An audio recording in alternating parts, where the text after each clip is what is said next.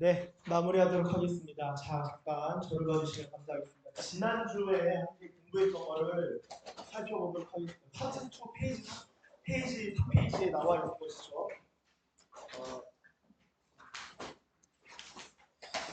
자, 선악과의 시험, 선악과의 특징, 이 세 가지였습니다. 그렇죠?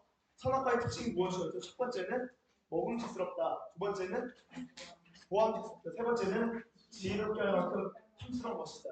그게 요한 1서에서는 이렇게 표현됐었죠. 육신의 종욕, 안목의 종욕, 이생의 자랑. 이게 다 선악과예요. 이게 이 세상의 모든 것을 통해서 마귀가 우리에게 시험을 걸어 유혹하고 유혹하는 것들입니다. 저의 경우는 목회, 육신의 종욕. 그럼 목회하면서 뭘 이 정도는 벌어야지, 받아야지, 사람이 받아야지 내가 남편 굿이라고 아빠 굿이라지. 이것도요 어떻게 보면은 하나님을 믿지 못하는 육신의 종욕일 수 있다라는 거 말씀드렸고요. 안목의 종욕. 목회하면서 적어도 200명 이상, 500명, 1000명 되는 교회는 가야지. 부모 빨리 전역했는데 가서 망하면 어떡하지? 이거 다 안목의 종욕. 남들 보기. 자, 이세계자는 뭡니까? 대부분 제가 늘 말씀드렸다시피 돈 벌고 좋은 거 입고 좋은 차 타고 좋은 집 사는 거 하나님의 영광과 대부분 다 상관이 없어요. 솔직히 말씀드리면 대부분 다 이생의 자랑입니다. 이게 다 마귀가 선악과 주는 거예요. 알게 모르게 선악과 다 던져주는 거예요. 그렇죠? 근데 예수님이 어떻게 하셨죠? 마태복음 4장 이게 어떤 거죠? 마태복음 4장 어떤 시험이었죠? 예수님의 훌륭하신 광야 시험이 있었죠. 광야 시험이 언제였죠? 예수님 공생이 시작하시기 전입니다. 시작 전이에요. 그러니까 이게 공생이에요. 공생이. 그렇죠? 예수님이 3년간 사역하시는데 예수님 사역 시작할 때 마귀가 광야에서 시험을 했다고. 어떤 거였죠? 돌이 떡되게 해. 배고프면은 돌로 떡되게 해봐. 육신의 종력을 딱 건드립니다. 예수님은. 그 다음에 안목이 좀 뛰어내려. 성전 꼭대기에서 뛰어내려봐. 여러분 성전 꼭대기에서 뛰어내리면은 성전에 있는 모든 제사장을 레위인, 이방인 모든 사람들이 다 봅니다. 예수님 당시의 성전은요 헤롯 성전이었죠. 스룹바벨 제2 성전을 증축한 형태의 성전입니다. 그러니까 성전 꼭대기에서 뛰어내린다면 모든 사람들이 다 본다고. 메시아다. 실제로 예수님이 오시기 신약 시대에 오시기 전에 어떤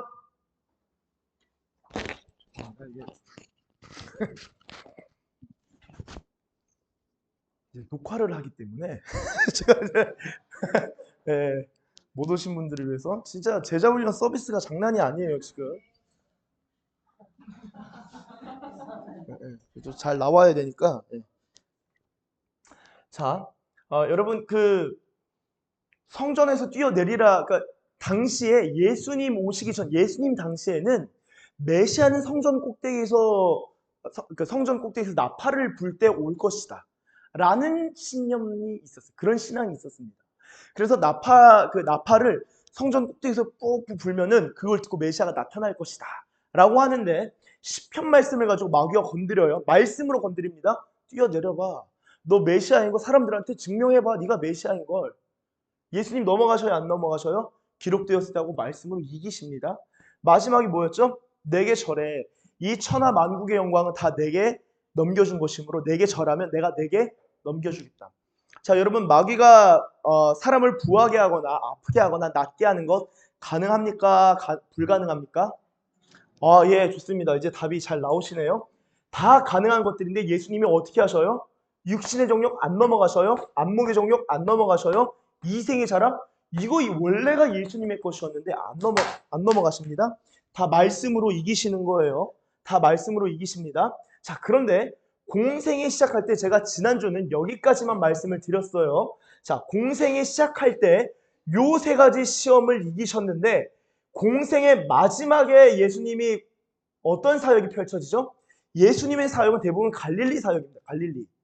갈릴리 사역이라고 볼 수 있어요. 갈릴리와 예루살렘을 왔다 갔다 하면서 사역을 하시죠.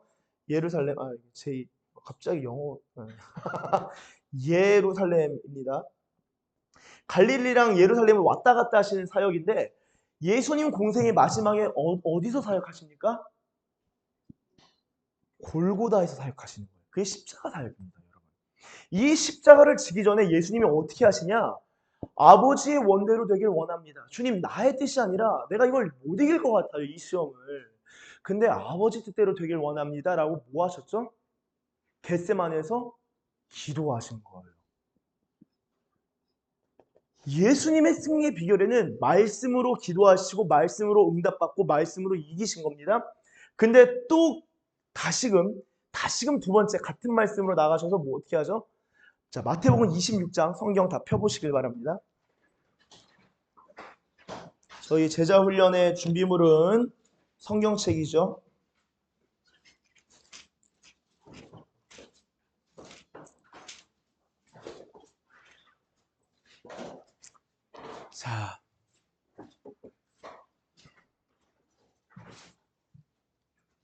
자, 마태복음 26장 보시면은 자, 39절 예, 아예 그냥 요것만 요것만 예. 오, 좋습니다. 자, 39절 제가 읽겠습니다. 조금 나아가사 얼굴을 땅에 대시고 엎드려 기도하여 이르시되 내 아버지여 만일 할만하시거든 이 잔을 내게서 지나가게 하옵소서. 그러나 나의 원대로 마시옵고 아버지의 원대로 하옵소서 하시고. 자, 예수님이 어떻게 하셔요? 자신의 뜻이 아니라 아버지의 뜻을 구한다고요. 이게 대부분 우리의 뜻입니다. 이게 다 우리 뜻 구하는 거예요. 기도 3시간씩 하시는 분이 계셔요. 육신의 정욕 위해서 3시간 기도하는 분 있을까요? 없을까요? 생각보다 많아요. 아, 정말로. 이생의 자랑, 이거 내가 요거 정도는 좀 보여줘야 되는데. 보여줄게 완전히 달라. 아세요, 이거? 예, 또, 또, 네, 또 세상이 또 나오네요. 예. 자, 위에 이런 거 있다고요, 진짜. 예수님이 기도하시는 가운데 자신의 것을 구하지 아니하시고 말씀, 아버지의 원, 아버지의 뜻, 하나님의 뜻을 구합니다. 두 번째, 근데 41절을 보세요. 41절. 시험에 들지 않게 깨어 기도하라. 마음에는 원이로되 육신이 약하도다 하시고. 자, 시험에 들지 않게 해야 될 게 뭐냐면은 기도하는 겁니다. 어떤 시험입니까?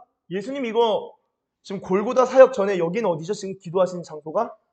겟세마네죠?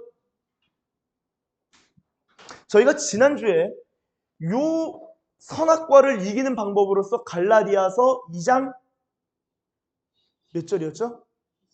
그쵸, 20절이죠. 갈라디아서 2장 20절을 같이 이야기를 했었습니다. 육체와 함께 정욕과 탐심을 십자가에 못 박았느니라.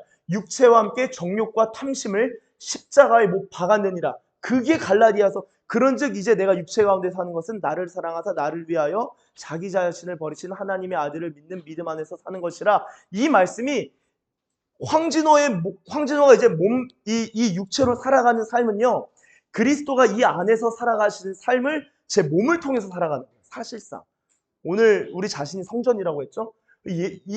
사실 요게 십자가로 다 처리하는데 예수님이 골고다 십자가 지시기 전에 뭘 하셨다고요? 겟세마네에서 기도하셨다. 여러분 이 시험 이기시려면요 기도하셔야 됩니다. 기도 안 하시고 이거에 대한 이거 육신의 정욕이네. 생각만 가지시는 분들이 계셔요. 기도 안 하고 이길까요? 질까요? 수준이 있는 제자들이시네요. 집니다. 대부분 지고요. 계속 집니다. 정말 많이 져요. 진짜 진다고요. 기도하지 않고 십자가 질 수 없는데 일단은 기도를 십자가 질 마음이 없으니까 기도도 이제 안목의 종류 위하여 기도하는 거죠. 근데 십자가 질 생각도 없는데 지려고 준비는 하는데 마음은 있어 늘. 마음은 원이니까요. 여기 마음 없으신 분은 없어요. 다 여기 지금 주일날 이 시간대요. 쉴 수 있는 시간이고요. 오늘 또 또 필드가 젖어 있긴 하지만 여러분 이 지금 겟세마네 동산 가셔야죠. 지금 동산 기도하 뭐 하시는 겁니까? 지금 이 시간 이 아까운 시간대 여러분 기도 안 한다고요. 솔직히 목사 기도 안 하면 어떻게 될까요? 십자가 권사님한테 넘겨드리는 거예요. 장로님께 넘겨드리는 거예요. 아유 집사님 십자가 넘겨드리는 거예요. 다른 분이 져야지 난 비판하고 있는 거예요. 기도 안 하면 그렇게 됩니다. 기도하고 나서 기도 가운데 승리하신 거예요. 말씀으로 승리하셨죠? 광야 40일의 금식은요. 기도하는 가운데 금식이 이루어지는 거라고 말씀드렸어요. 이 기도와 공생이 시작할 때의 기도와 공생의 마지막에 기도가 있었던 것이죠. 말씀으로 이깁니다. 아버지의 원대로 세 번째 같은 말씀으로 44절에 세 번째 같은 말씀. 무슨 말입니까? 아버지의 원대로만 아버지의 뜻만 세 번 구하는 거예요.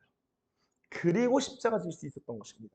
자, 그러면은 여기서 한 칸 좀 더 늘려보겠습니다. 오늘 지성소 얘기가 나왔는데요. 언약궤 안을 한번 살펴볼까요? 언약궤 안에 뭐가 있나요? 십계명하고 또 만나 항아리랑 그 다음에 아론의 쌍난 지팡이에요. 자, 보세요. 만나는 무엇입니까? 이스라엘 백성이 광야에서 배고파 죽겠습니다. 불평할 때 하나님 만나 그냥 다 내려주신 거예요. 육신의 정욕으로 구했는데 사실 하나님 응답해 주신 거예요. 사실상. 이게 만납니다. 근데 이 만나를 신약에서 어떻게 상징으로 해석을 하죠? 말씀으로 해석을 해요. 하늘에서 만나, 예수님께서 내가 만나다, 내가 생명의 떡이다, 내가 하늘에서 내려온 떡이다 라는 거예요. 그래서 만나가요, 말씀을 의미하죠. 말씀을. 그리고 불평 가운데 하나님께서 이 육신의 정욕으로 기도하고 구했던 것 하나님이 응답해 주신 내가 하나님이다. 너희들 이거 가지고 구했지? 내가 너희들 이거 채워줬잖아. 보여주시는 표예요. 표, 사인입니다. 자, 아론의 쌍난 지팡이 리더십에 대해서 권위를 도전했다고요. 너만 진짜 제사장이야? 너만 대단하냐? 라고 할 때 지팡이를 다 폈는데 아론의 지팡이에서 싹이 납니다. 여러분 지팡이에서 싹이 날 수 있을까요? 왜 없을까요? 맞습니다. 감사합니다. 나무가 광야의 나무는 마른 거라고요. 죽은 다음에. 말라서 생명이 물에 넣어도 생명이 살 수 없는 거예요. 근데 그 가운데서 생명이 움틉니다. 내가 권위의 문제로 도전하니 내가 하나님이다. 내가 권위를 부여하는 것이다. 하나님께서 권위를 인정해 주신 거예요. 리더십들 가운데서 진짜 리더십이 누군지를 판결해 주십니다.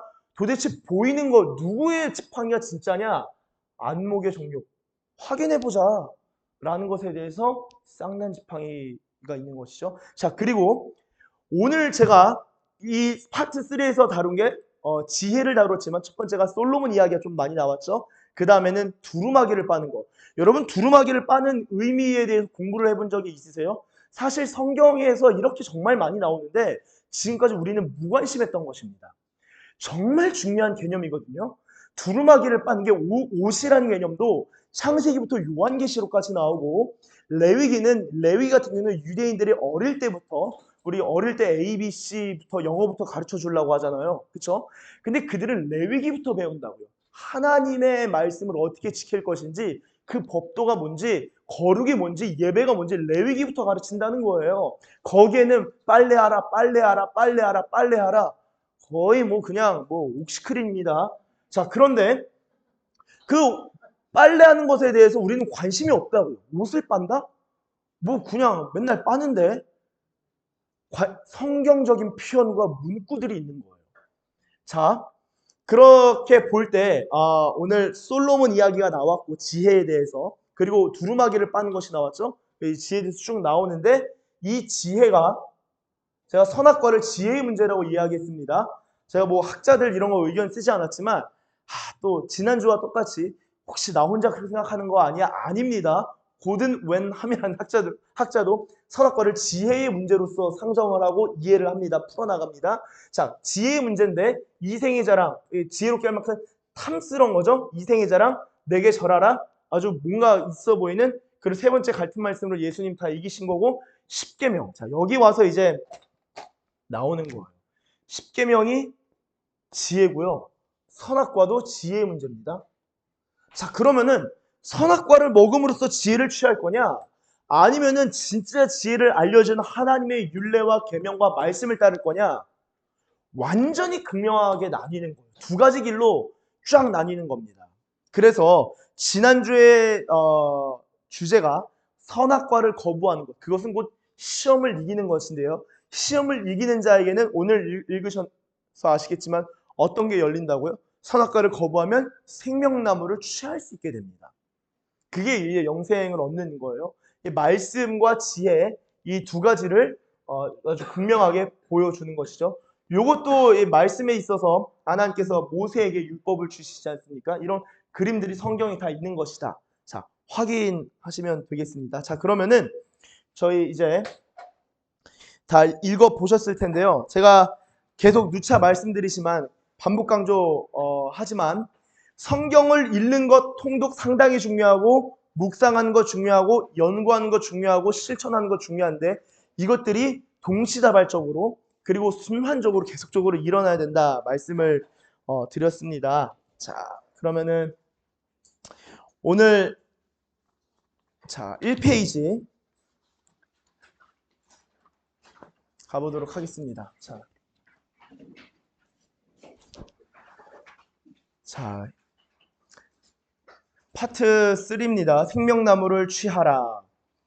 여러분 이 생명나무를 해석하는 게 다양한 해석이 있는데요. 다양한 해석이 있는데 그냥 생명나무의 가장 큰 특징인 영생을 주는 나무다라고 이해하시면 될 것 같습니다. 그리고 뿐만 아니라 이 에덴과 동산에 대한 해석도 다양하게 있어요. 이것을 에덴 동산을 성전으로 이해하는 접근이 상당히 많다라는 것을 또 이해하시면 되겠고요. 자, 하나님 어떤 분이신가요? 신명기 1장 17절 제가 읽도록 하겠습니다. 재판은 하나님께 속한 것인즉 심판 자체가 하나님의 영역이라는 것입니다. 자, 사무엘 14장 17절 이는 내 주 왕께서 하나님의 사자같이 선과 악을 분간하심이니이다. 선과 악을 분간하는 것이 누구의 일이라는 거예요? 하나님의 사자 같다는 거예요. 천상적 존재죠. 자, 전도서 말씀 12장 14절 하나님은 선악간에 심판하시는 분이시죠. 네, 모든 행위와 모든 은밀한 일 대부분 은밀한 일은 모릅니다. 그렇죠? 이런 거예요. 제가 어제도 신우부에서 신우 제자훈련 때 얘기했지만 어떤 분이 너무나 상냥하고 아주 나이스한 거예요. 그래서 맛있는 음료를 먹으라고 주시는데 대부분 그러면 저분 되게 착하시네? 선하네? 라고 생각합니다. 아니 근데 그 안에 마셔보니까 마약이 들어있었네요. 뭐예요 이게? 도대체 선의 기준이 뭡니까? 그리고 그것을 줬는데 알고 보니까 뭐 예를 들어 뭘 밥을 샀는데 그게 뇌물과 관련된 거예요. 자, 이런 은밀한 모든 것까지 하나님은 다 들추어내시고 마지막 날에 심판하신다라는 것입니다. 그래서 마태복음 5장 37절 굉장히 중요하죠. 같이 읽겠습니다. 시작. 오직 너희 말은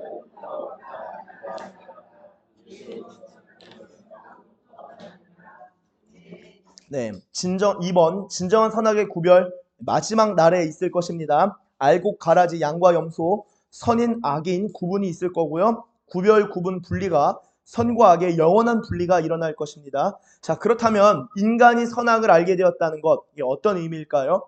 그리고 선악을 알게 된 인간은 어떤 일을 자행하게 됩니까? 자, A번 2페이지 가장 중요한 건 인간이 하나님이 되었다는 거예요.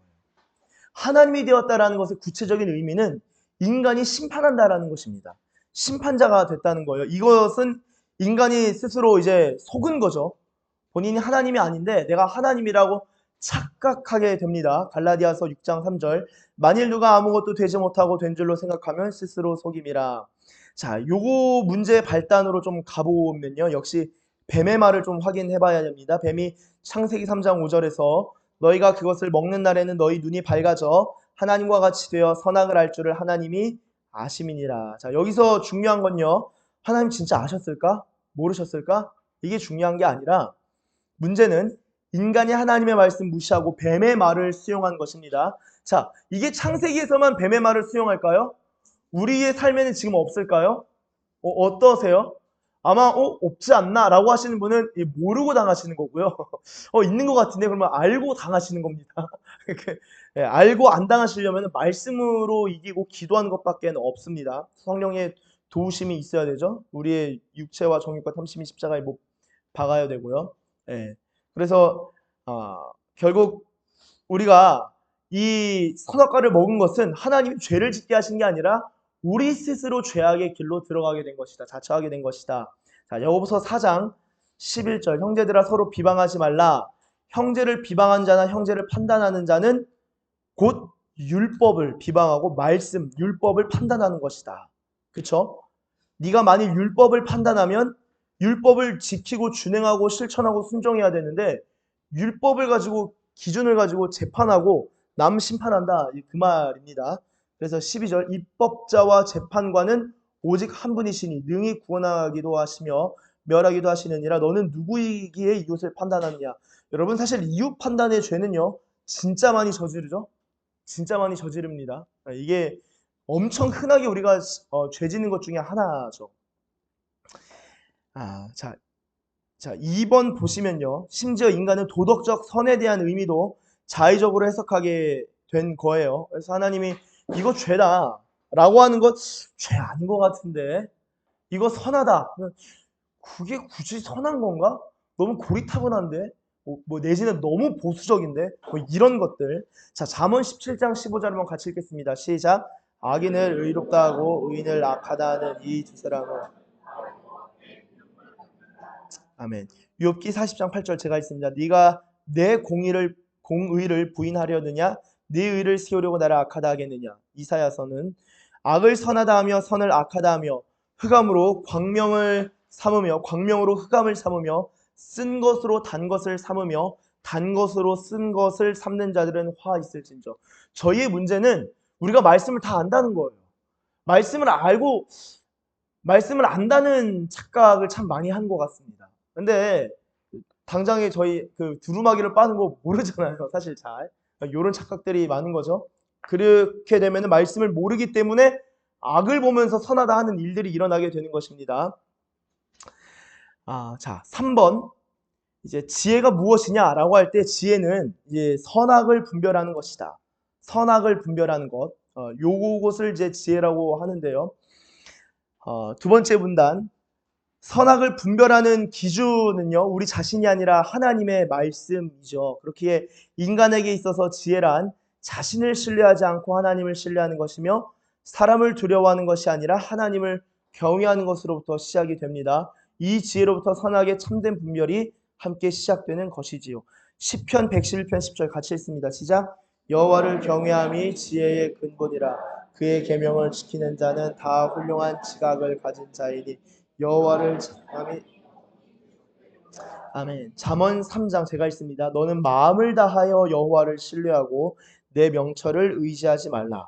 너는 범사의 그를 인정하라. 그리하면 내 길을 지도하시리라. 스스로 지혜롭게 여기지 말지어다. 여호와를 경외하며 악을 떠날지어다. 여러분 이 스스로 지혜롭게 여기는 것 그리고 여기지 않는 것 이 4번 가시면요. 4페이지에 4번 잠언이 이제 지혜를 살필 때 잠언을 많이 보시는데요. 이 잠언에서 말하는 지혜는요. 스스로 지혜롭게 여기지 않고 하나님을 경외하는 것을 지혜라고 합니다. 이게 생명나무를 취할 수 있는 생명나무 방식, 생명나무를 얻은 자이죠. 제가 읽겠습니다. 잠언 3장 18절 지혜는 그 얻은 자에게 생명나무라 지혜를 가진 자는 복되도다. 내 아들아 완전한 지혜와 근신을 지키고 이것들이 내 눈 앞에서 떠나지 말게 하라. 그리하면 그것이 내 영혼의 생명이 되며 내 목의 장식이 되리니. 잠언 26장 12절 네가 스스로 지혜롭게 여기는 자를 보느냐? 그보다 차라리는 미련한 자에게 오히려 희망이 있다.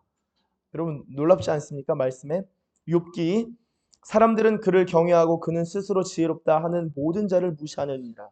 이사야서 5장 21절 스스로 지혜롭다 하며 스스로 명철하다 하는 자들은 화 있을진저. 로마서 스스로 지혜 있다 하나 어리석게 되어. 로마서 12장에서는 서로 마음을 같이하여 높은 데 마음을 두지 말고 도리어 낮은 데 처하며 스스로 지혜 있는 체 하지 말라. 자, 여러분 잠깐 저를 봐주시면요. 제가 그 책을 보다 보니까 저자가 기억이 안 나네요. 늦가기 천재들의 비밀이라는 이 책이 있더라고요. 영어 원제는 원서 제목은 레인지인데요. 레인지. 자, 그 책을 보니까 이게 하중에 여기서 좀 같이 줌 좀 도와주세요. 그러니까 제가 너무 크게 나와서 얼굴만 나오고 혹은 여기만 나옵니다. 제 상반신. 감사합니다. 여러분 그 책을 보니까 어떤 사람이 성공하냐? 그러니까 이 인생의 자기계발서나 이런 저자들도 똑같이 말해요. 어떤 사람이 성공하냐? 이제는 스페셜리스트가 아니라 제너럴리스트가 성공한다는 거예요. 다양한 경험을 한 사람이 아주 승산이 높은 사람이다. 자, 그런데 그 제너럴리스트가 성공을 하는데 제너럴리스트가 왜 성공하냐라고 할 때 뭘 얘기하냐면요. 다양한 경험을 하면 자기 판단이 틀리다는 것을 빨리 인정할 수 있게 된다는 거예요. 내가 틀릴 수 있구나. 여러분, 저도요. 이렇게 공부를 하다 보면은 내가 너무 많이 틀리네. 내가 잘못 알았네.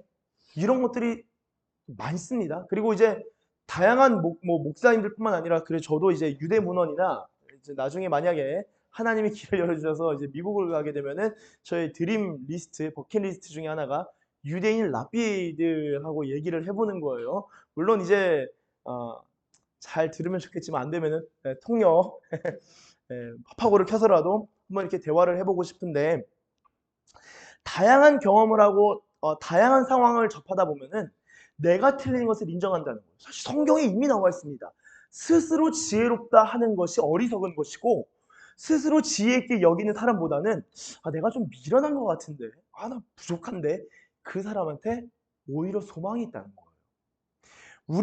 우리가 하나님 말씀 앞에 딱 서는 순간 주님 저는 너무나 미련합니다. 그래서 주님이 좀 알려주세요. 하나님 말씀으로부터 좀 알길 원합니다. 그런 마음이 있으면은 하나님이 지혜를 부어주시기 시작합니다. 이 상당히 중요해요.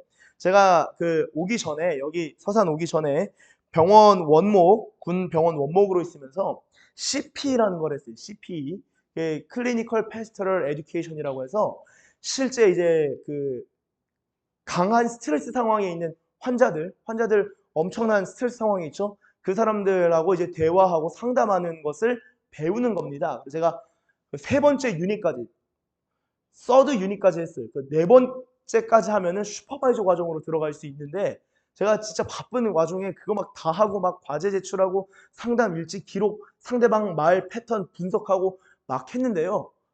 그 같이 동료들, 피어들하고 나누면서 깨닫게 되는 게 뭐냐? 생각보다 우리는 대화와 커뮤니케이션에서 속단을 많이 한다. 저런 거네. 근데 그 속단이 대단히 오류가 많은 경우들이 많다. 그럼 우리가 모르고 막 먼저 반응하는 경우들이 있는 거예요. 여러분, 하나님의 말씀과 가까운 사람은요, 일반적으로 입보다는 귀가 발달한 사람입니다. 그래서 이따가 솔로몬이 지혜를 구할 때 솔로몬이 듣는 마음을 구하죠. 말하는 지혜가 아니라 듣는 마음, 레브쇼메야.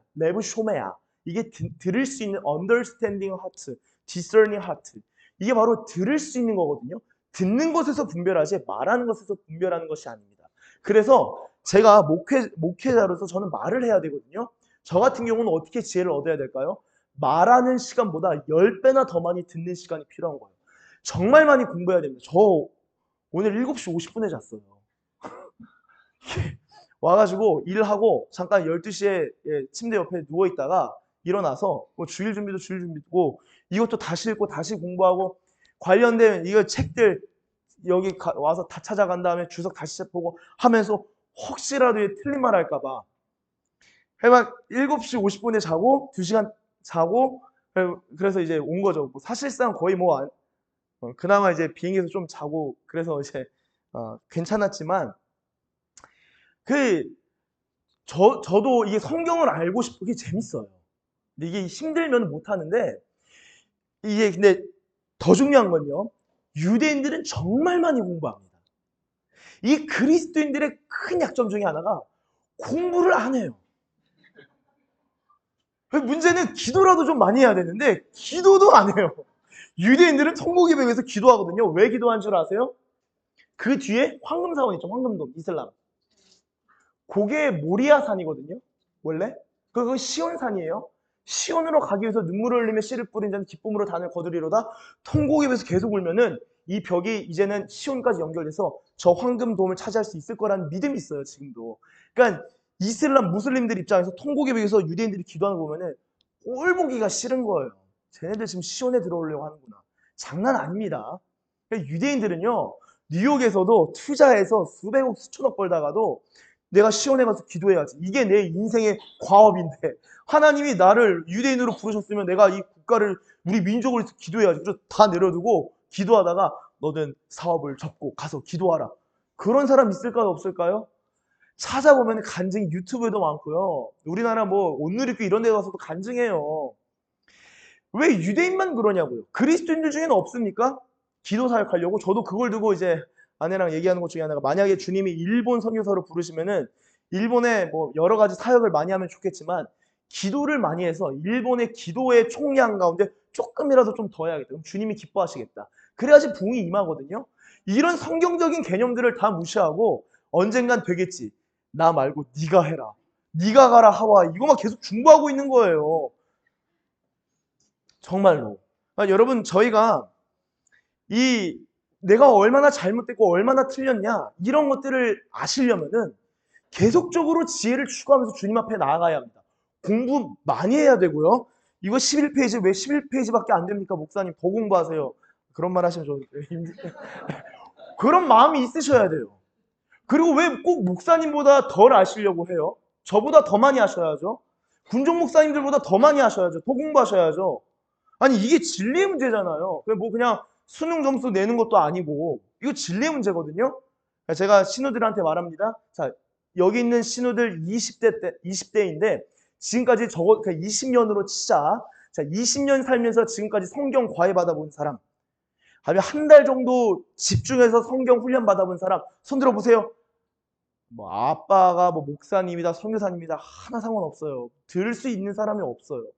내가 돈을 내고 매달 30만 원씩 수학학원을 가고 이것 학원 다니는데 성경 공부 어떻게든 목사님 끌어다가 성경이라도 과외시켜주세요. 해본 적 있는 사람? 저도 없거든요. 저도 없어요. 그게 얼마나 성경과 먼 문화가 형성됐냐라는 거예요. 제 말은. 뭐 그렇게 하라는 말이 아니에요. 그렇게 하셔야죠. 그렇게 하라는 게 아니라 그렇게 하셔야죠. 성경을 사람을 가르치셔야 되는데 말씀과 정말 멀다. 그러니까 성경에서 말하는 말씀으로부터 나오는 지혜는 상관없이 이거를 따다가 애들한테 계속 먹이고 있는 거예요. 먹어라. 맛있지? 맛있다. 네가 먹어야지 나도 기쁘다.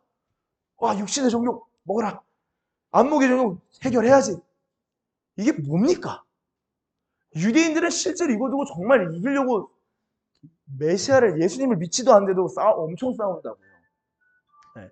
근데 우리 그리스도인들이 공부 안 하고 이제 기도 안 하고 죄송합니다. 그다음에 성경 안 읽고 네.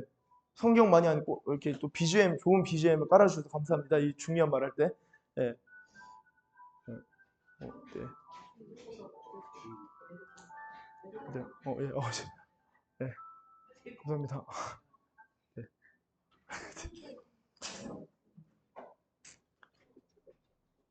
여러 가지 면에서 참 부족하다. 그래서 여러분 그렇게 되면 이게 집니다. 그러나 지혜를 스스로 내가 부족하구나 한번 따라해 주시면 감사하겠습니다. 나는 부족합니다. 또 되게 크게 따라해 주시네요. 이거를 또. 자, 다시 한번 나는 부족합니다. 나는 지혜롭길 원합니다. 하나님 지혜를 주세요. 구하셔야 됩니다. 이게 솔로몬이 지혜자가 된 이유예요. 솔로몬이 지혜를 구했습니다. 근데 그 지혜가 뭐였다고요? 5번 페이지 4번에 5번에 페이지 4쪽 5번 지혜라고 할 때 자 지혜의 심볼이 된 이유 자 열왕기상 3장이 솔로몬 재판인데요. 자 열왕기상 3장 펴보겠습니다. 성경 펴보세요.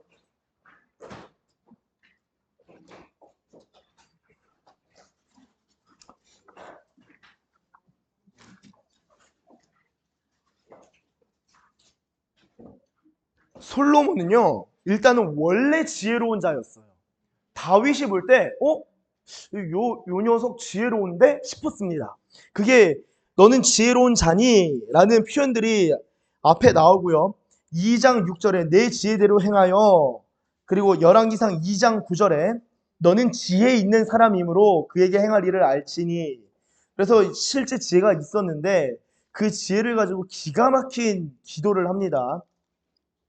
1,000번제를 드리고 하나님이 나타나셨을 때 어떻게 합니까? 자, 열왕기상 3장 7절 네, 제가 이제 번호를 제가 준비를 했어요. 50번까지. 이제는 다 나눠드려서 번호 부르면 그분이 이제 읽어주시면 되는데요. 오늘은 제가 읽겠습니다. 자 7절 읽겠습니다. 제가 3장 7절. 나의 하나님 여호와여 주께서 종으로 일단 종이에요. 본인 아버지가 다윗이거든요. 기가 막 나라를 이제 진짜 세운 물론 사울이 있었지만 다윗인데 언약이 있는데 주께서 종으로 종의 아버지 다윗을 대신하여 왕이 되게 하셨사오나 종은 작은 아이라 출입할 줄을 알지 못하고. 자기가 얼마나 어리석고 멍청하다는 말을 본인 입으로 해요, 솔로몬이. 나는 이 출입하다라는 것은요, 기본적으로 이 성인을 말합니다. 그러니까 이제 내가 출입할 줄을 아는 자, 분간하는 자, 이게 어떻게 보면은 이 어린아이를 탈피한 거예요. 근데 자기는 아이인데 작은 아이고 출입할 줄도 모른대요. 8절. 주께서 택하신 백성 가운데 있나이다. 그들은 큰 백성이라 자긴 작은 아이죠. 수요가 많아서 셀 수도 없고 기록할 수도 없사오니 9절 같이 읽겠습니다. 시작. 누가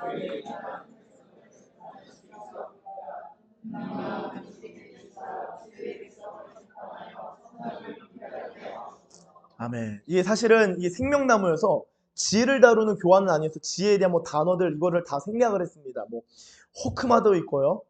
그건 동사 학함에서 온 거죠. 호크마도 있고 비인, 비나, 분별력. 여기서는 비인이라는 단어를 쓰는 건데요. 분별하는 거, 구분하는 거, 이 구분하는 겁니다. 자, 지혜를 구하는데 10절 보세요. 솔로몬이 이것을 구하매 그 말씀이 주의 마음에 어떻게 했다고요? 하나님 너무 기뻐하시는 거예요. 여러분 지혜를 구하면 하나님이 기뻐하십니다. 제가 리더십 수업을 받을 때 매주 기도했던 게 무엇이냐? 두꺼운 책을 읽어가는 게 수업 매주 숙제였어요. 제가 나는 왜 이렇게 바보 같지? 왜 이렇게 남들보다 책 읽는 속도가 왜 이렇게 느리지? 괴로웠는데 매주 기도했던 게 하나님 오늘도 나라를 살릴 지혜를 주시고 교회를 살릴 지혜를 주시고 맨날 그 기도만 했어요. 매주. 근데 지혜를 구하면 주님이 지혜를 주셔요. 왜냐? 주님을 기쁘시게 하는 일이에요. 자, 우리가 믿음으로 주님을 기쁘시게 하지만 주님께 지혜를 구하면은 주님을 기쁘시게 합니다. 자, 그럼 주님이 기쁘시면은 하나 줄 거를 몇 개 주실까요? 2개 주고 3개 주시겠죠? 지혜를 구하면 어떤 일이 일어나냐? 11절. 이에 하나님이 그에게 이르시되 네가 이것을 구하도다. 너 어떻게 이걸 알았니? 어떻게 선악을 분별하는 지혜를 구하니? 그러면 말씀을 사랑하는 건데. 자, 지혜를 구하도다. 네가 이것을 구하도다. 자기를 위하여 장수하기를 구하지 아니하며 부도 구하지 아니하며 자기 원수의 생명을 멸하기도 구하지 아니하고 오직 송사를 듣고 분별하는 지혜를 구하였으니 12절. 내가 네 말대로 하여 내게 지혜롭고 총명한 마음을 주노니 내 앞에도 너와 같은 자가 없었거니와 내 뒤에도 너와 같은 자가 일어남이 없으리라. 엄청난 지혜를 주신다는 거예요. 그러면서 13절 제가 읽겠습니다. 내가 또 네가 구하지 아니한 부귀와 영광도 내게 주노니 네 평생의 왕들 중에 너와 같은 자가 없을 것이라. 자, 그런데 14절. 네가 만일 네 아버지 다윗이 행함같이 내 길로 행하며, 이것은 선악과의 길을 가지 않는 것입니다. 생명나무 길로 의의 길로 쭉 가는 거예요. 내 법도와 명령을 지키면 내가 또 네 날을 길게 하리라. 15절. 솔로몬이 깨어보니 꿈이었더라. 자, 저를 봐주시면 감사하겠습니다. 지혜를 구했는데 하나님이 좋으셔서 네가 이것을 구하네? 네가 구하지 아니하는 것도 줄게. 여러분 이게 응답이라는 거예요. 원래 기도는요. 구하지 아니하는 것들을 받는 거예요. 여러분 인생에 구하지 아니하여서 받은 것들을 생각해 보세요. 하나님 앞에 지혜를 구하고 하나님의 임재와 하나님의 얼굴을 구하면은 나머지들을 채워주신다라는 것입니다. 이 놀라운 은혜예요. 놀라운 은혜. 지혜를 구할 때 하나님이 기뻐하셔요. 왜냐? 너는 이제 지혜를 갖고 내 백성을 다스리겠구나. 너는 이제 그 지혜를 위하여서 말씀을 지키면서 말씀을 사랑하는 자가 되겠구나. 이게 하나님이 솔로몬한테 기대하시는 거였습니다. 송사를 듣고 분별하는 것이 14절, 15절 꿈이었고 16절 보세요. 그때 창기 두 여자가 왕에게 와서 그 앞에 서면, 이게 제가 교환해서 말씀드린 실제 솔로몬이 지혜가 있냐 없냐, 지혜자로서 나타난 특징이 뭐냐, 이게 바로 창기 두 여자를 이제 선악을 분별한 솔로몬 재판 사건이 바로 나옵니다. 이게 솔로몬이 진짜 지혜로운 사람이라는 것을 방증하는, 증명하는 사건이에요. 이 이후로 솔로몬이 아주 승승장구합니다. 그래서 자 보시면은 5페이지 승승장구하면서 열왕기상 4장 29절에서 30절. 하나님이 솔로몬에게 지혜와 총명을 심히 많이 주시고 또 넓은 마음을 주시되 바닷가의 모래같이 하시니 솔로몬의 지혜가 동쪽 모든 사람의 지혜와 애굽의 모든 지혜보다 뛰어난지라. 그렇죠. 자, 그리고 9번 보겠습니다. 9번. 이러한 솔로몬의 지혜는 이후 여러 면에서 구체적으로 발현됩니다. 어떤 지혜가 발휘되었는지 살펴보겠습니다. 먼저 그 지혜를 구하지 않을 때도요, 정치의 영역이 있어서 다윗 시대로부터의 적대 세력을 다 제거합니다. 사실 이제 정적 제거, 숙청시킨 거예요. 저는 이제 이거 현실 정치로 본다면은 나름의, 왜냐면은 이것에 대한 평가가, 자, 각주 7번 보겠습니다. 각주 7번. 열왕기상 2장 12절. 솔로몬이 그의 아버지 다윗의 왕이 앉으니 그의 나라가 심히 견고하니라 라고 되어 있는데요. 2장 후반부에 뭐라고 되어 있냐? 그가 나가서 심의를 치니 그가 죽은지라. 이에 나라가 솔로몬의 손에 견고하여지니라. 솔로몬이 자신의 손으로 나라를 견고하게 할 수 있는 어떤 현실 정치적인 감각이 뛰어난 사람이었습니다. 제가 반괄호 2번, 9번의 반괄호 2번 판결의 영역이라고 되어 있죠. 두 여인 재판 제가 볼드로 두껍게 해놨습니다. 그리고 반괄호 6번 보세요. 건축의 영역, 성전과 왕궁 건축. 이것은 열왕기상 5장에서 9장까지 할애합니다. 그러니까 자, 생각해 보세요. 저희가 지금 예수님이 메시아로서 재림하시는데 재림하시면 어떤 공간이 있을 거 아니에요. 어떤 육체로 볼 수 있는 가시화가 있을 거거든요. 그러면 예수님 재림하시는 그곳을 네가 짓는 곳에 내가 오겠다. 기가 막힌 일이에요. 지금 이 솔로몬은요, 그 다윗 언약, 하나님이 성막이 쭉 왔는데 내 손으로 이제 성막이 아니라 성전을 짓는다?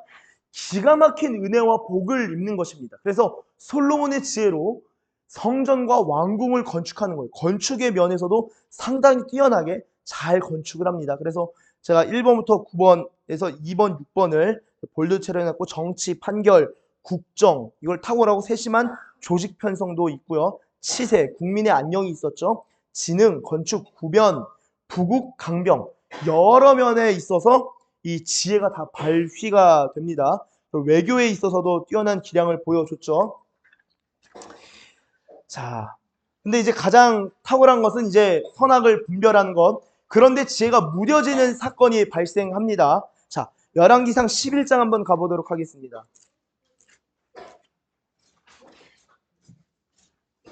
11장 1절. 제가 읽겠습니다. 솔로몬 왕이 바로의 딸 외에 이방의 많은 여인을 사랑하였으니 곧 모압과 암몬과 에돔과 시돈과 헷 여인이라. 여호와께서 일찍이 이 여러 백성에 대하여 이스라엘 자손에게 말씀하시기를, 일찍이 말씀하셨다. 일찍이. 여러 백성, 여러 세대죠. 너희는 그들과 서로 통혼하지 말며 그들도 너희와 서로 통혼하게 하지 말라. 그들이 반드시 너희의 마음을 돌려 그들의 신들을 따르게 하리라 하셨으나 솔로몬이 그들을 사랑하였더라. 왕은 후국인 700명, 첩이 300명, 그의 여인들이 왕의 마음을 돌아서게 하였더라. 4절. 솔로몬의 나이가 많을 때 그의 여인들이 그의 마음을 돌려 다른 신들을 따르게 하였으므로 왕의 마음이 그의 아버지 다윗의 마음과 같지 아니하여 그의 하나님 여호와 앞에 온전하지 못하였으니. 잠깐 저를 봐주시면 감사하겠습니다.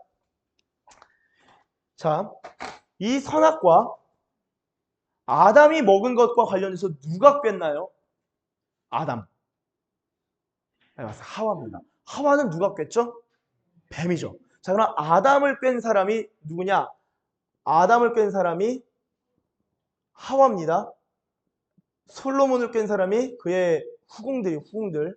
자, 아담이 실패한 같은 패턴으로 솔로몬이 망하는 거예요.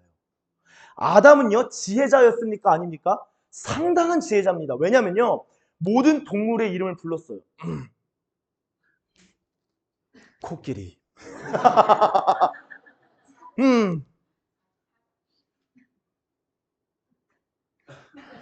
코뿔소. 뭐 하여튼 이렇게 이름을 불렀다고, 이름을 지어줬다고요. 이름을 지었다는 것은요, 이 아리스토텔레스 들어보셨죠? 아리스토텔레스도 백과 사전적 지식이 있었어요. 그래서 그의 그 팀이, 그러니까 플라톤 하면 아카데미아 한번 들어보셨죠? 학파. 그러면은 아리스토텔레스는 리케이온이라는 이제 그 학파가 있었죠. 그래서 그 사람들하고 공부를 하면서 백과 사전적 지식, 식물, 박물학 상당한 그 관심이 많았는데 아담은 그 모든 지혜가 있었던 사람이에요. 근데 하와와 결국엔 이 뭐 하와가 중요한 게 아니라 뱀의 미혹이 이어진 거죠. 아담이 무너진 패턴 그대로 솔로몬이 망합니다. 자, 그런데요. 마음을 뺏긴다라고 했습니다. 마음을 뺏긴다. 여인으로 말미암아. 자, 신명기 17장. 제가 늘 강조드리는 신명기 17장 가보도록 하겠습니다.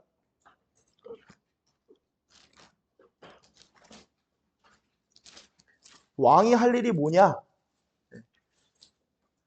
자, 14절부터 신명기 17장 14절부터 율법, 왕에 대한 법이 적혀져 있어요. 국왕에 대한 법. 자, 17장 14절 우리 하준이 한번 15절까지 읽어주세요. 내가 내 하나님 여호와께서 네게 주신 이 땅을 입어 그 땅을 차지하고 거주할 때 만일 우리도 우리 주위의 모든 민족들 같이 우리 위에 왕을 세워야겠다는 생각이 나거든 반드시 내 하나님 여호와께서 택하신 자를 내 위에 왕으로 세울 것이며 내 위에 왕을 세우려면 내 형제 중에서 한 사람을 할 것이요 내 형제 아닌 타국인을 내 위에 세우지 말 것이며. 자, 그 다음에 어떤 일이 있냐? 16절에 그는 병마를 많이 두지 말래요. 아니, 왕이 국방력 강화하려면 병마 많이 둬야죠. 많이 두지 말래요. 자, 17절 그에게 아내를 많이 두어 그의 마음이 어떻게 하지 말라고요? 미혹되게 하지 말 것이며 자기를 위하여 은금 많이 쌓아놔야죠. 은금을 많이 쌓지 말 것이니라. 자, 이 세 가지에서 다 실패합니다. 사실상 말씀 그대로 보면 솔로몬은 이 세 가지 다 실패한 거예요. 18절 그가 왕위에 오르거든 이 율법서의 등사본을 레위 사람 제사장 앞에서 책에 기록하여 19절 같이 읽습니다. 시작. 평생에 자기 옆에 두고 읽어.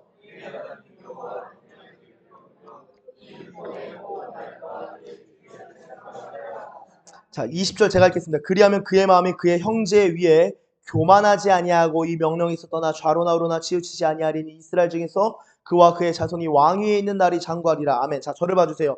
솔로몬이 어떻게 하나님 앞에 고백했죠?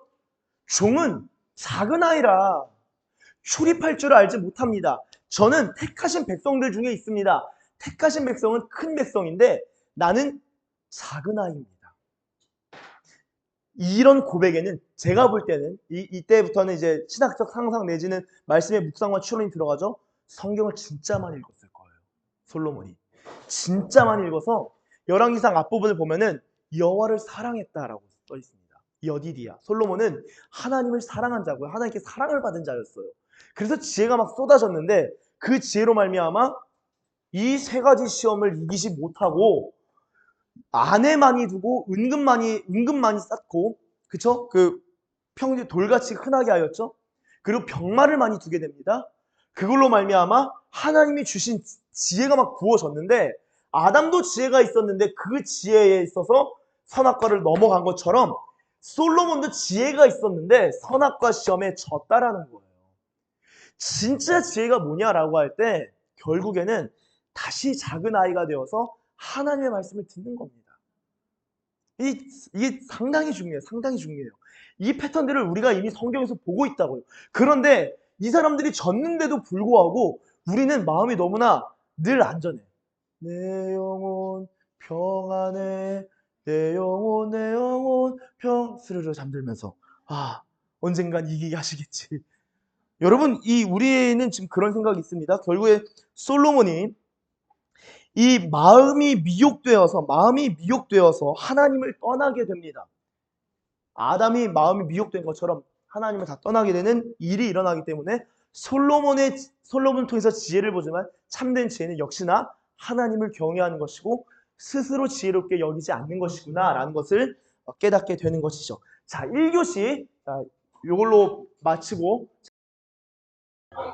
네, 이제 2교시 시작하도록 하겠습니다. 네, 저희가 1교시에서는 같이 살펴본 사람이 이제 솔로몬이었습니다. 자, 솔로몬이 상당한 지혜를 받았음에도 불구하고 졌던 이유는 그 지혜가 결국에는 하나님의 말씀을 따르는 지혜가 아니라 자신을 채우는 이 선악과의 미혹과 유혹이 있는 상태에서 그것을 이기는 지혜가 아니라 그 선악과를 먹는 지혜가 있음에도 그 선악과의 시험에 지는 모습을 보게 됐는데요.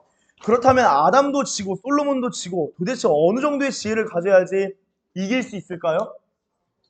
어느 정도의 지혜가 있어야지 이 선악과를 다 이길 수 있을까요? 자, 고린도전서 2장을 보시면 여기는 적혀 있지 않지만 하나님의 비밀, 감춰져 있던 것, 하나님의 지혜는 무엇이냐라고 할 때 고린도전서 2장에서는 십자가라고 합니다. 여러분 사실 십자가로 이기는 거예요. 비참 가운데서 죽음 가운데서 생명을 경험하게 되는 것이고요. 비참 가운데서 존귀함을 경험하게 되는 것입니다. 그게 예수님이 십자가로 이기신 거예요.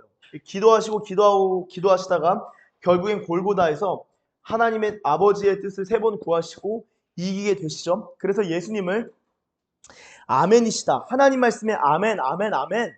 내 주님, 내 주님, 내 주님 하시다 보니까 요한계시록에서는 예수님을 아예 아멘이라고 표현하죠. 페이지 7페이지입니다. 요한계시록 3장 14절 라우디게아 교회 사자에게 편지하라. 아멘이시오 충성되고 참된 증인이시오 하나님의 창조의 근본이신 이가 이르시되. 그쵸? 자, 그러면은 그리스도인들은 어떤 존재냐? 예수님이 아멘하신 것처럼 하나님의 말씀에 아멘하며 시험을 이기며 나아갈 때 예수님이 이기신 것처럼 우리도 시험을 이기는 자가 됩니다. 요한계시록에 언급되는 이기는 자는 시험을 이기는 자를 축약시킨 것이라고 할 수 있죠. 요한계시록에 따르면 이기는 자에게는 생명나무가 주어집니다. 요한계시록 2장 7절. 하준이 한번 읽어주세요. 귀 있는 자는 성령이 교회들에게 하시는 말씀을 들을지어다. 이게는 그에게는 내가 하나님의 낙원에 있는 생명나무의 열매를 주어 먹게 하리라. 아멘. 자, 이기는 자는 생명나무의 열매를 얻을 수 있다. 자, 그런데요. 13번. 여기서 요한계시록 2장 7절에서 하나님 낙원은 창세기의 에덴을 떠올리게 합니다. 낙원에서의 생명나무의 열매는 누가 얻죠?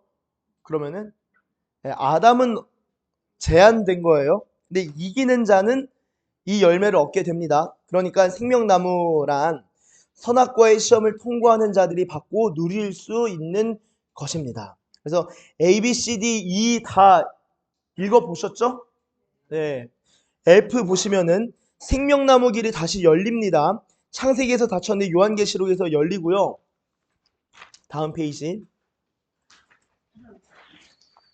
요한계시록 22장이 마지막인데 이 자세한 설명들은 좀 다 건너뛰고 읽으셨다고 보고 이 권세가 부여된 자들 14번에 생명나무에 나아간 자들은 권세가 부여된 자들인데 어떤 자들에게 생명나무에 나아갈 권세가 부여된다고요? 두루마기를 빠는 자. 네, 그쵸? 근데 권세가 박탈될 수도 있습니다. 어떤 사람요? 말씀을 가감하는 자. 이게 뱀의 미혹과 관련되어 있음을 우리가 살펴봤습니다. 두루마기를 빠는 것은 정결을 상징하는데요. 제가 그냥 쫙 적어놨습니다. 출애굽기 본문이 또 중요하고 9페이지 가시면 16번에 빨래하다. 그쵸? 레위인 제사장들 너나 할 것 없이 다 빨아야 되고요. 17번 보시면 다윗은 이 카바스라는 동사를 사용해서 죄를 씻어달라고 기도까지 합니다. 그리고 이러한 옷을 빨게 되면 희게 되죠. 그 흰 옷의 모델이 어느 정도로 빨아야 되나요? 예수님처럼 예수님이 흰 옷을 입으신 분으로 거룩한 분으로 표현되는 게 다니엘서에서 살펴볼 수 있고 그리고 이 마가복음에서도 9장 3절 10페이지입니다. 마가복음 9장 3절 그 옷이 광채가 나며 세상에서 빨래한 자가 그렇게 희게 할 수 없을 만큼 매우 희어졌더라. 영광을 입으신 겁니다. 그쵸? 그리고 이 요한계시록에서 22장에 아까 읽으신 22장에 나와 있는 그 본문이 요한계시록 7장 13절 14절하고 연결이 되어 있고요. 조금 10페이지 밑에죠. 20번 밑에 있는 제가 읽겠습니다. 14절만 제가 읽을게요. 내가 말하기를 내 주여 당신이 아시나이다 하니 그가 나에게 이르되 이는 큰 환난에서 나오는 자들인데 어린 양의 피에 그 옷을 씻어 희게 하였느니라. 이 말씀과 아까 읽은 요한계시록 22장의 말씀이 사실상 같은 의미다라고 볼 수 있겠습니다. 네, 그거 한번 22장 22장 14절이네요. 14절. 네. 그게 연결되어 있다라는 것이고요. 자, 22번으로 넘어가면요. 내용을 정리를 하면은 선악과를 먹음으로써 눈이 밝아지는 것이 아니라 결국엔 비번이죠. 선악과를 먹지 말라는 하나님의 말씀에 아멘, 네 주님, 아멘 주님 하면서 순종함으로 진정 눈이 밝아져야 했습니다. 각주 시편 19편 8절을 보시면 시편 19편 8절 각주 25번 여호와의 교훈은 정직하여 마음을 기쁘게 하고 여호와의 계명은 순결하여 눈을 밝게 하시도다. 하나님의 말씀도 우리의 눈을 밝게 합니다. 근데 선악과도 눈을 밝게 합니다.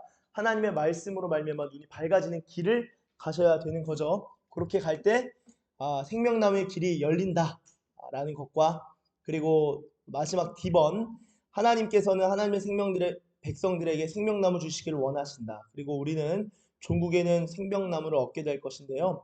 예수님께서는 생명나무의 길을 열어 놓으셨고 선악과의 유혹과 시험을 다 이기심으로써 믿는 자들의 본이 되셨습니다. 각주 27번의 말씀들을 참고해 보세요. 꼭 읽어보세요. 이제는 우리도 예수님의 제자라면 부터는 같이 읽도록 하겠습니다. 시작. 이제는 우리도 예수님의 제자라면 예수님의 자취를 따르며 보혈과 믿음 그리고 말씀으로 이기는 자가 되어야겠지요. 그것이 바로 선악과를 거부하면서 동시에 생명나무를 취하는 길입니다. 네, 시간을 제가 15분 드리도록 하겠습니다. 지금 한번 쭉 같이 살펴보았는데 읽으신 것, 적으신 것 바탕으로 해서 그 앉으신 테이블에서 나누도록 하겠습니다. 시간 15분 드리고요. 그리고 Q&A도 있으시면은 나중에 Q&A 시간 갖도록 하겠습니다. 자, 조별로 나눕니다. 시작. 제가 기도하도록 하겠습니다. 하나님 감사합니다. 하나님, 이 말씀에 대한 개념만 있는 것이 아니라 말씀을 알아야지라는 생각만 있는 것이 아니라 진짜 말씀을 아는 자들 되게 하시고 하나님의 말씀을 정말 귀히 여겨서 우리가 평생에 우리의 삶이 소멸할 때까지 우리 자신을 종이라고 생각하고 작은 아이라고 여길 수 있는 지혜, 차라리 미련한 자에 처할 수 있는 그 지혜, 차라리 십자가를 질 수 있는 그 지혜, 하나님의 비밀, 하나님의 권능, 하나님의 신비를 경험하는 하나님의 사람들 되게 하여 주시옵소서. 하나님 2주간 이 3가지의 성경 공부를 하였습니다. 선악과를 거부하고 생명나무를 취하는 이기는 자들, 예수님처럼 이기는 자들 다 되게 하여 주시옵소서. 우리를 통하여 주님의 이름이 드러나고 우리를 통하여 주님으로 영광 받으실 줄 믿습니다. 감사합니다. 주님 감사드리며 예수님의 이름으로 기도드립니다. 아멘. 우리 하나님께 영광의 박수 올려드리겠습니다. 광고합니다. 다음 주는 구약 성경 전체의 스토리, 역사 흐름이 어떻게 진행되는지 PPT를 가지고 진행할 예정입니다. 노트를 꼭 가지고 오셔야 되고요. 나머지 유인물들은 제가 좀 나눠 드릴 예정입니다. 노트에 필기하시는 시간들이 좀 있을 것입니다. 수고 많으셨습니다.